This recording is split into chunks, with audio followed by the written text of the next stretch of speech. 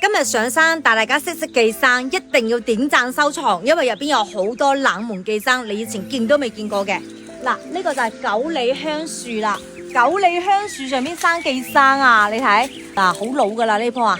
上邊咧有一棵寄生，睇到未？就喺嗰個位置，呢個就係龍眼樹寄生。嚟跟住我嘅手指，嗱，嗰棵就係好老嘅黃皮樹，上邊生滿咗寄生。呢棵就係桃子啦，嗱，就係我哋食嘅桃子，好快開桃花啦。上邊有好多寄生，睇到未啊？因為桃子咧冬天係會落葉嘅，上邊頂上邊生嗰啲咧就係桃子樹寄生啦。鯽魚蛋啊，好多人都知噶啦，佢好似一紮紮咁樣，好似嗰啲鯽魚嘅蛋咁樣。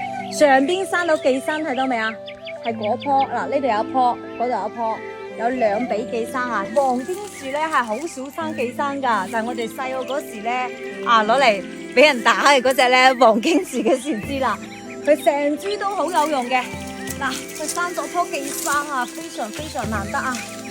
你睇呢棵寄生啊，攞翻去切斷曬乾啊，攞嚟泡水啊，真係一流啊！呢棵係大名鼎鼎嘅木犀桂花，你睇好香嘅。上邊生咗寄生啊，你睇喺山度有呢種山茶花，我哋呢邊用嘅係做油茶，上邊生咗寄生啊！嗱，而且佢又係油茶梨半寄生。